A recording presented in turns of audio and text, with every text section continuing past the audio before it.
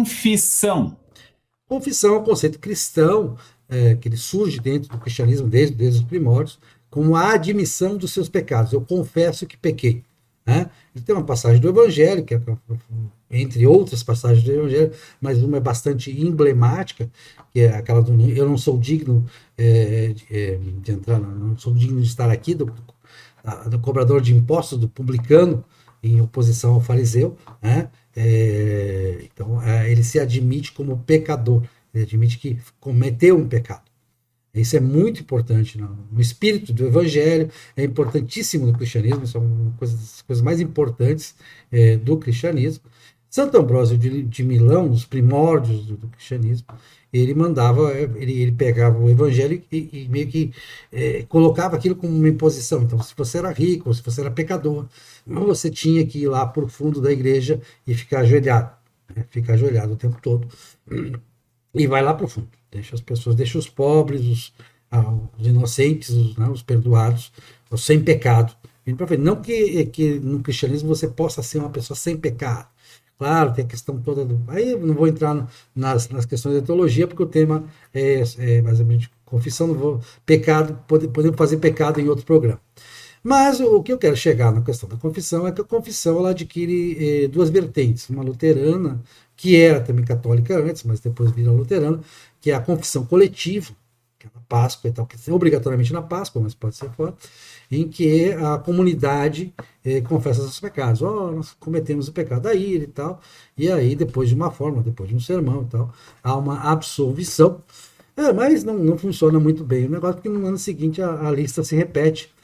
Inclusive tinha uns párocos, tanto na parte católica que ainda fazia isso, e na parte luterana, os pecados se repetiam, né? As pessoas continuavam brigando lá, continuavam xingando, continuavam fornicando, por incrível que pareça, a coisa não funcionava.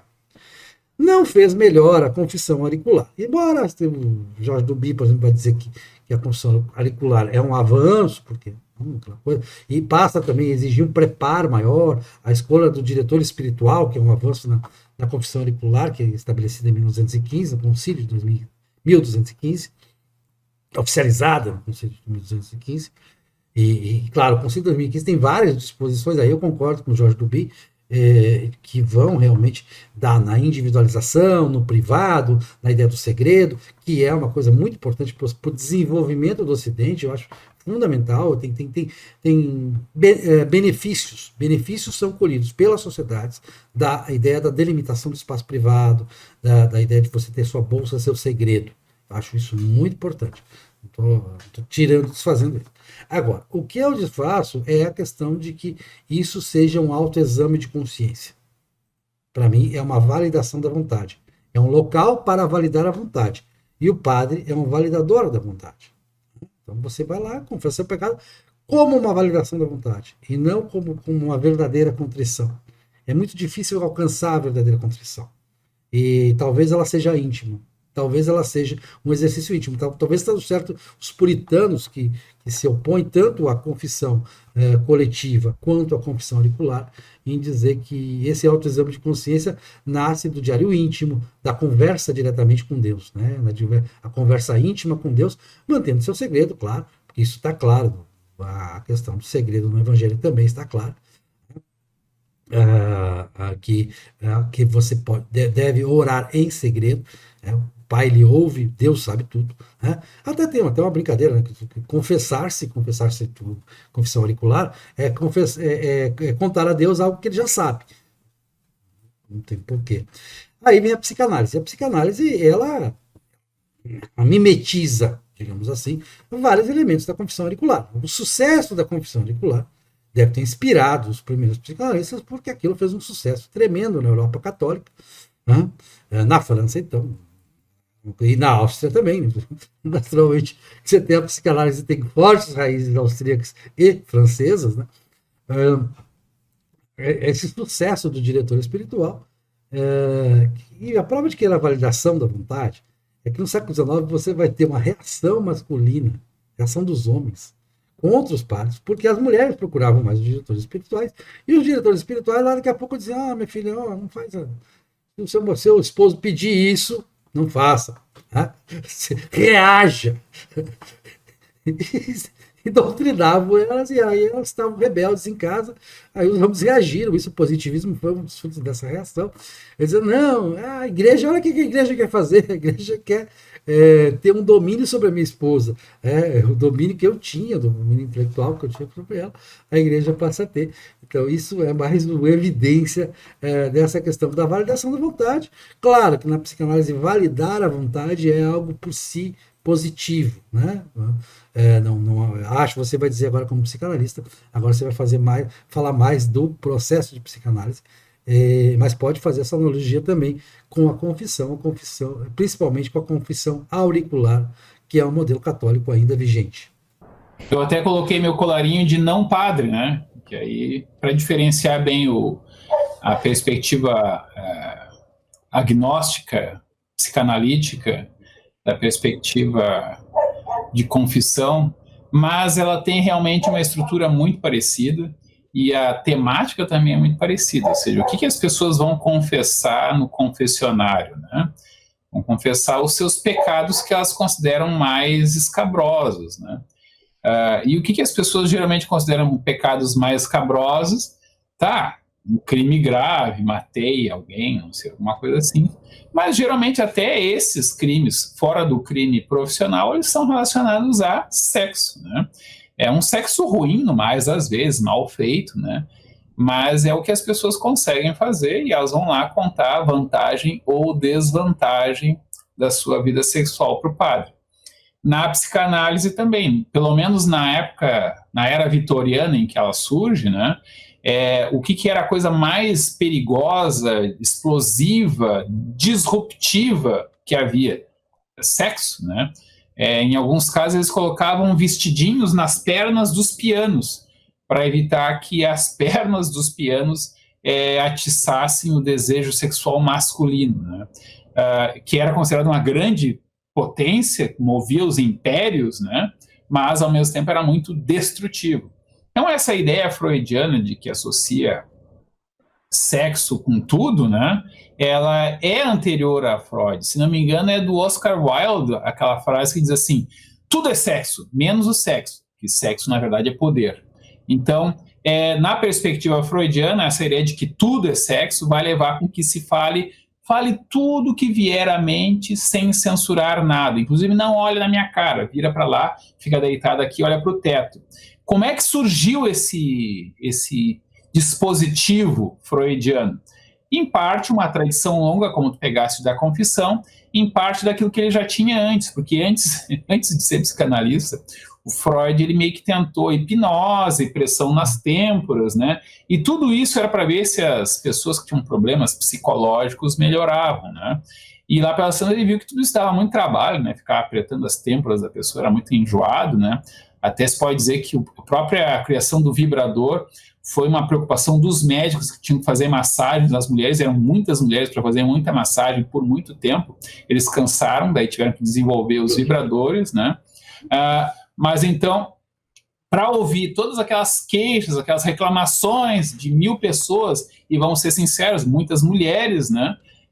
O Freud chegou à conclusão de que o ideal é ficar o mais quieto possível, fazendo pequenas interrupções, não dando grandes explicações, deixando que a própria pessoa contasse o seu problema e contando várias vezes fosse descobrindo o que estava pegando, qual era o problema de fundo e até mesmo a solução.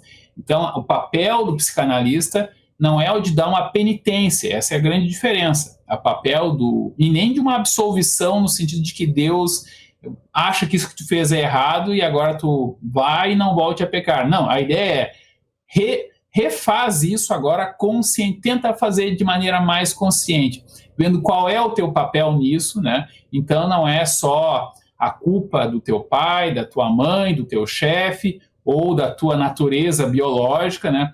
Vê se tu consegue tomar conta. E aí a ideia de validação da vontade, ela se aproxima bastante dessa ideia freudiana, vamos dizer assim, de te assume. Sim, agora eu vou me permitir discordar um pouco dessa última parte, porque você tem uma palavra na psicanálise, que Lacan usa muito, mas Freud também usa, que é o equivalente ao pecado cristão, que é a perversão, né? Quer dizer, pode fazer, mas desde que não seja perversão. Eu vou aproveitar o gancho para falar de um professor do século XIX que saiu um ponto fora da curva. João Maria Vianney, que virou São João Maria Vianney, com toda a justiça, um dos pensadores mais completos do século XIX, um grande elaborador de ideias e tal, né?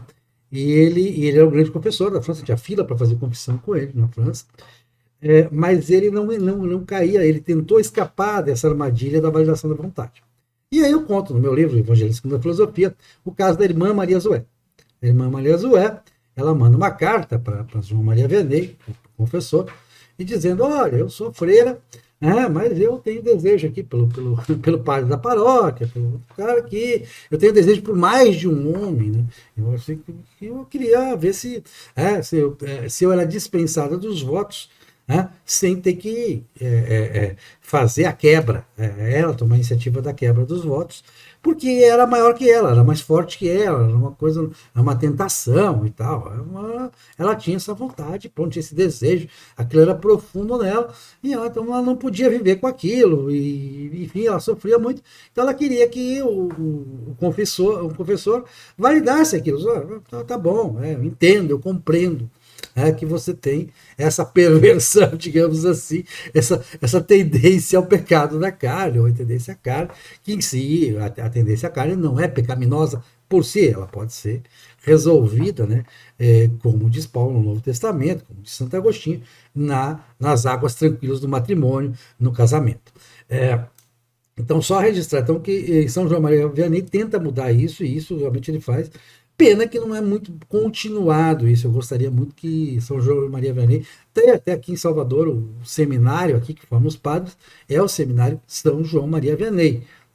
Mas hoje eles pensam mais em socialismo, em coisas da CNBB lá, a teologia da libertação, do que em resolver, em cuidar das pessoas, cuidar da fé das pessoas, cuidar de como encaminhar a questão da recepção do pecado por Deus, do perdão, da absolvição, do vá e não peques mais, porque o objetivo final disso tudo é o vá e não peques mais. E no caso da psicanálise, vai e deixe de lado essa perversão, ou não faça de uma maneira pervertida, sei lá. Aí você vai explicar como psicanalista. Eu deixo para a conclusão que eu tinha que falar sobre a confissão, foi isso mesmo. Então, na confissão católica, né, a ideia é que tu tem uma segunda, uma terceira, uma quinta, uma enésima chance até a última confissão, né? Que é a última chance que a gente conhece. Pode ser que Deus tenha seus mistérios, né? Com o pé na cova você não vai mais pecar. É bem provável que eu não peque mais. Não, mas tem a questão do arrependimento ser sincero. Sim. Esse é o grande problema. Né? Eu brinco assim, eu não acredito muito nos arrependimentos ditos, inclusive, sinceros, porque geralmente a pessoa não se arrepende do que fez. Se arrepende das consequências, e isso não é se arrepender do que fez. Exatamente. Então, assim, eu digo, olha, eu de modo geral não me arrependo do que eu fiz, né? Eu não gostei de alguns resultados, mas isso não é se arrepender. Enfim, na psicanálise, a questão é bastante diferente. Então, os psicanalistas, as pessoas que são psicanalistas, eles são super pessoas comuns, né? Inclusive, eu acredito que é bastante razoável supor que sejam pessoas que têm problemas psicológicos graves, que é o que leva as pessoas, que foi o meu caso, que leva as pessoas a buscar essas profissões de psicólogo, psicanalista ou psiquiatra, pelo menos o pessoal da clínica, né? De padre também, antigamente, né? Padre. Não, às vezes a família empurrava, né? Também. Então, alguns têm essa desculpa, né? Mas a questão é, o que a psicanálise realmente trata? Para que serve a psicanálise? Em termos freudianos, a psicanálise só serve direitinho para tratar de neuróticos. Aí tu falou da perversão, e tem também a psicose, né? Seriam 3 principais estratégias frente à castração. De novo, não vou entrar nos detalhes da teoria psicanalítica, porque aí quando eu vejo passaram-se 20 minutos. Mas a ideia é a castração, o medo da castração, a castração aqui entendida como a limitação, vamos dizer assim, tem 3 formas principais de se reagir a ela, que vão dar, então, em 3 estruturas psicológicas diferentes. Uma é o neurótico, é aquele que sabe que a coisa é assim, mas não aceita. Não me convenço, né? O psicótico é aquele que sabe que é e sabe que não é, e ele meio que oscila em conhecer, em negar ou afirmar a realidade objetiva, tá? E o perverso, ele é aquele que sabe que é daquele jeito, mas que dá para burlar deliberadamente. Ele vai ter truques para poder fazer aquilo que é interditado, aquilo que em tese poderia levar à morte, à castração, né? Então é o cara que vai fazer práticas sexuais estranhas e que eventualmente de sexual não tem aquilo que seria o principal, que seria o normal, que é o pênis na vagina, né? Então o cara pode ser só as águas barrentas do matrimônio, não as águas limpas do matrimônio, se é que tu me entende. É aquele que vai só uma parte do corpo que não tem a ver com a penetração. Podólatra, pelo cabelo, pela voz, pelo cheiro, pelo pé. O pé é o mais comum, né? E aí, essas perversões, né, não eram exatamente objeto de tratamento da psicanálise. Elas eram objeto de estudo, mas não de tratamento. Então, a perversão na neurose normal, que é aquilo que vai aparecer no consultório psicanalítico, para o Freud, se não interfere em tu ter a relação sexual completa, não tem problema. Então, se o cara se excita com seio, ou com cabelo, ou com pé, tanto faz. O importante é que ele vá lá e tenha a sexualidade normal, saudável. É uma forma bem vitoriana, muito antiga de pensar a sexualidade, né? Hoje em dia acho que ela é considerada muito quadrada, vamos dizer assim, mas já era um grande avanço para a época, né? Então, os psicanalistas, eles são acusados, pelo menos os psicanalistas freudianos, de serem muito conservadores, né? Por quê? Porque eles dizem, cara, tu tem que tomar a responsabilidade pela tua vida. Ele não vai dizer isso, ele vai deixar de falar isso por muito tempo, né? Mas tu mesmo vai se cansar. E qual é o pano de fundo do psicanalista? Cara, tu vai reclamar da tua mãe, ou do teu pai, ou do teu chefe, ou do governo, né? Até se cansar aqui, e vai me dar um monte de dinheiro reclamando repetitivamente dessas bobagens, né? Tu tem que ver, por mais que o teu chefe seja opressor, qual é o teu papel nisso? Então, tu deixa ele tomar conta, né? Tu deu um incentivo, tu acabou se identificando, tu puxou o saco e depois não soube como voltar atrás, né? Então, qual é o teu papel nessa situação de opressão que pode ser real, mas tu não vai mudar o fato de que o outro é opressor, supostamente. Tu tem que mudar o teu papel nessa encrenca, que é o que tu pode ter algum controle. Então, essa perspectiva do psicanalista, ela é bem conservadora, ela é bem cínica, né, no sentido não tem uma esperança de que o homem seja lá muito melhor do que ele realmente é. O homem é assim assado, né? Existe toda uma loucura maior entre os lacanianos. Os lacanianos acham que podem tratar os psicóticos e podem tratar, enfim, todo mundo que por algum milagre chegue até o consultório e fique lá. Se diz, olha, sempre foram psicóticos, né? Sempre foram perversos para o consultório psicanalítico, mas eles, se por um milagre eles iam para lá, eles não ficavam lá, porque é muito hostil para o perverso, é muito hostil para o esquizofrênico, para o paranoico, é muito difícil para eles aguentar aquela situação do setting analítico tradicional. Então, não se trata, a psicanálise não foi pensada para isso. O Freud até dizia para aquele que vai criar a psicologia analítica, como é que é o Jung, né? Ele vai dizer assim, como é que tu aguenta ficar conversando com aquela pessoa, aquela velha tão feia? Ele gostava de atender a patricinha, né, de classe média alta ou alta de Viena. Ele gostava desse trabalho, né? E não entendia como é que o Jung ficava conversando com pessoas psicóticas, pessoas feias, pessoas, enfim, trabalho para psiquiatra, vamos dizer assim, né? Então, a psicanálise não serve para tratar nem de perversão, nem de psicose, né? Ela trata basicamente com alguma ineficiência os neuróticos. E os neuróticos, eles acham que fazem grandes perversões, mas não fazem não fazem muito, não fazem bem, não fazem com frequência, e eles fazem principalmente a coisa mais comum. Eventualmente, grande perversão de um neurótico é coito anal, vamos dizer assim, né? Então, não é assim, e geralmente não faz só isso também, né?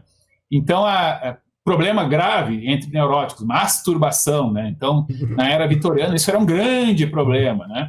Hoje em dia, a gente acha, olha, se tu te masturbar, tem mais chance de tu querer transar do que se tu ficar completamente parado, né? Então, acho que a busca, digamos assim, ortopédica contemporânea, acho que vai ter que estimular as pessoas a se masturbar para ver se elas resolvem fazer mais sexo, porque parece que as pessoas estão perdendo o interesse total em sexo, né?